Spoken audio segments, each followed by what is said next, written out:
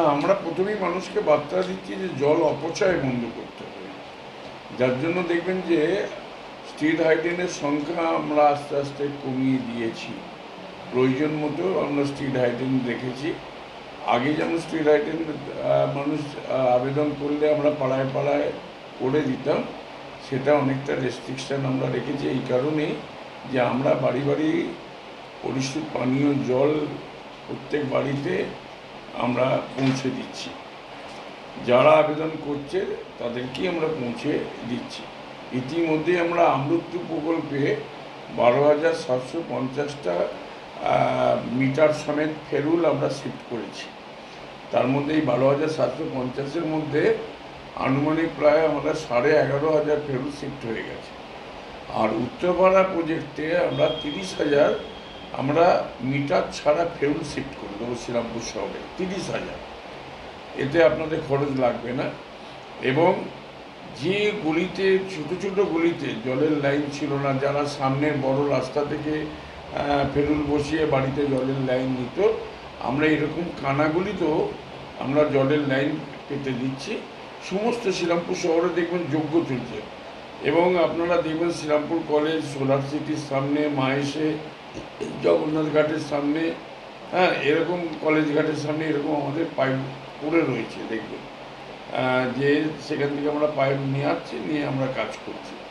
সমস্ত জায়গায় আমরা কাজ চলছে, রেস্টোরেশনও চলছে সঙ্গে সঙ্গে।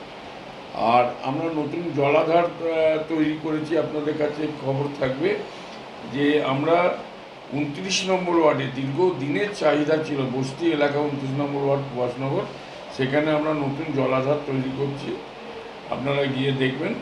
এবং 27 নম্বরের ওয়ার্ডে আমাদের একটা জলাধার কমপ্লিট হয়ে গিয়ে জল ছাড়া হয়ে গেছে, আর একটা নতুন করে শুরু করা হয়েছে। একটি 6 নম্বর ওয়ার্ডে সোসাইটি মাঠে আমরা করেছি, একটি আমরা করেছি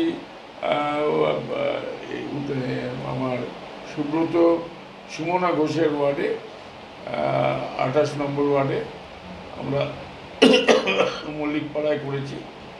যেখানে যেখানে জলের ট্যাঙ্কের প্রয়োজন রয়েছে এবং সবকটি পাম্প, সবকটি ওভারহেড ট্যাঙ্ক, তার সিল ক্লিনিকটা পর্যন্ত আমরা করে দিয়েছি।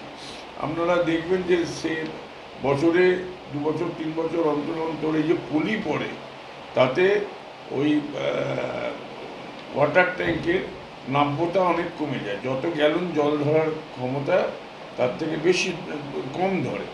সেই সমস্ত রিজার্ভারগুলো আমরা পরিষ্কার করেছি। পরবর্তী সময়ে সংবাদপত্রের মাধ্যমে আমরা খবর পাই যে মাহেশ কলোনি এলাকায় কিছু বাড়িতে আন্তরিক দেখা দিয়েছে। আমরা একদম যুদ্ধকালীন তৎপরতা 24 ঘন্টার ভেতরে মাহেশ কলোনির ভেতরে যে আন্ডারগ্রাউন্ড রিজার্ভার আছে, আমরা রাত্রিতে সেইটা ব্লিচিং চার্জ করে পরিষ্কার করে আমরা ভোর 6টার মধ্যে আবার পুনরায় জল চালু করে দিয়েছি। এবং সেদিনকে আমাদের যুদ্ধকালীন তৎপরতায় আমরা ওই কাজটা করেছি, যাতে জল সরবরাহ সকালবেলা দিতে পারি এবং আন্তিকের প্রকল্পটা যাতে মাহেশ কলোনি এলাকায় ছড়িয়ে না পড়ে, আমরা সেই ব্যবস্থা করেছি করে। এবং পরবর্তী সময়ে আরও 2-3টে ডিপটিওলে মুখ খুলে আমরা ব্লিচিং চার্জ করে দিয়েছি যতটা প্রয়োজন, কারণ বেশি ব্লিচিং চার্জ করলে আবার পেটের রোগ হবে। এই কাজগুলো আমরা করছি। আর আমাদের মিউনিসিপ্যালিটির পৌর বোর্ডের এবারে এই যে পৌর বোর্ড চলছে, আমাদের চেয়ারম্যান, ভাইস চেয়ারম্যান, আমাদের যে পৌর বোর্ড চলছে, আমাদের সবার একটাই সিদ্ধান্ত, পরিশুদ্ধ পানীয় জল প্রত্যেকের বাড়ি বাড়ি পৌঁছে দেওয়া এবং জল অপচয় যাতে না হয় তার জন্য সতর্ক বার্তা, তার জন্য অ্যাওয়ারনেসের জন্য আমরা কাজ করে যাচ্ছি। দেশ ভ্রমণ ট্যুর অ্যান্ড ট্রাভেলস, স্বল্প খরচে দেশের যে কোনো জায়গায় বেড়াতে যেতে আমাদের সঙ্গে আজই যোগাযোগ করুন। থাকছে থাকা খাওয়ার সুষ্ঠু ব্যবস্থাপনা, গাড়ি ও বিশ্বস্ত ড্রাইভার ফেসিলিটি, আর ব্যবহার এবং যত্ন ঠিক নিজের পরিবারের মতো।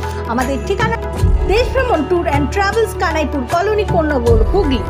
উত্তরপাড়া প্রজেক্টে যে দিদিমণি স্টেট ফান্ড থেকে আমাদের যে স্যাংশন দিয়েছে পৌরসভার, সেই পৌরসভার জলাধার তো আগে তৈরি করতে হবে। যার জন্য দেখবেন জগন্নাথ ঘাট লেন এবং ছিন্নমস্তা মাঠের সামনে আমাদের 18 নম্বর ওয়ার্ডে আমরা 2টো ওভারহেড ট্যাঙ্ক করেছি। এবং এপারে আমরা 29 নম্বর ওয়ার্ড, 24 নম্বর ওয়ার্ড, আমরা 28 নম্বর ওয়ার্ড, 27-এ 2টো এবং পঞ্চায়েত এলাকায় একটা বড় জলাধার তৈরি করেছি। এই জল নিয়ে এসে ডিস্ট্রিবিউশন হবে এবং এক্সিস্টিং যে গুলো রয়েছে জলাধার, ওভারের ট্যাঙ্ক, সেইগুলো আমরা ক্লিন করে পরিষ্কার করে তার নাব্যতা আরও বাড়িয়ে আমরা এটা ডিস্ট্রিবিউশনটা এইভাবে করব যে উত্তরপাড়া প্রজেক্টের বেশ কিছু জল আমরা ওপারে রাখবো, আর এপারে যেগুলো আমাদের ওয়াটার ওয়ার্কস ট্রিটমেন্ট প্ল্যান্ট থেকে যে জল আমাদের ছাড়া হয় সেইটা আমরা মধ্য শ্রীরামপুর বা চাতরা অঞ্চলে রাখবো। এইভাবে আমরা একটা সামঞ্জস্য রেখে সবার বাড়িতে জল পৌঁছে দেবো। আন্ডারগ্রাউন্ড ওয়াটার তোলার যে জলের ব্যবসা থেকে রয়েছে, তারা আন্ডারগ্রাউন্ড ওয়াটার তুলে ব্যবসা করছে, এটা দেখা যায়। সেই ব্যাপারে কি না, আমরা এটা একটা সিদ্ধান্ত নিতে চলেছি আগামী দিনে। দেখুন, বর্তমানে চাকরির যা অবস্থা, তাতে বেকার ছেলেরা এই জলের ব্যবসা করছে, বোটলিং মানে করে তারা বাড়ি বাড়ি বা দোকানে দোকানে দিচ্ছে। এটা ঠিক আছে, কিন্তু আমরা চাইছি আন্ডারগ্রাউন্ড জল না তুলে আমাদের থেকে জলের লাইন নিয়ে তারা বাড়ির ভেতরে রিজার্ভার করুক, সেই রিজার্ভারে জল ফেলুক, ফেলে তারা তাদের মতো ব্যবসা করুক। আমাদের কমার্শিয়াল চার্জ একটা মিউনিসিপ্যালিটিতে দিয়ে দিতে হবে। আগামী দিনে কি শ্রীরামপুরের যে জল, কলের জল, পানীয় জল, তাকে কি কোনো ট্যাক্স বসতে চলেছে? না, মমতা ব্যানার্জির একদম স্ট্রিক্টলি নির্দেশ, পানীয় জলের উপর কোনো ট্যাক্স নেওয়া হবে না, কিন্তু কমার্শিয়ালের উপরে আমরা ট্যাক্স অলরেডি ধার্য করেছি। আমরা নিচ্ছি, মিষ্টির দোকান থেকে নিচ্ছি, রেস্টুরেন্ট থেকে নিচ্ছি, চায়ের দোকান থেকে নিচ্ছি, এটা থেকে নিচ্ছি। জল শুধু আপনারা যেখানে যারা কমার্শিয়াল ব্যবহার করবে তাদের জন্য আমরা মাসে 100 টাকা করে নিচ্ছি। আগামী দিনে আপনাদের লক্ষ্য কি? আগামী লক্ষ্য সবার বাড়িতে পানীয় জলের, পরিশুদ্ধ পানীয় জলের ব্যবস্থা করে দেওয়া। ফ্ল্যাটগুলো যে ডিপটিউল চালিয়ে মাটির তলা থেকে জল তোলা হচ্ছে, সেটা পর্যায়ক্রমে আমরা আস্তে আস্তে বন্ধ করে দেবো, ওয়ার্ড ধরে ধরে।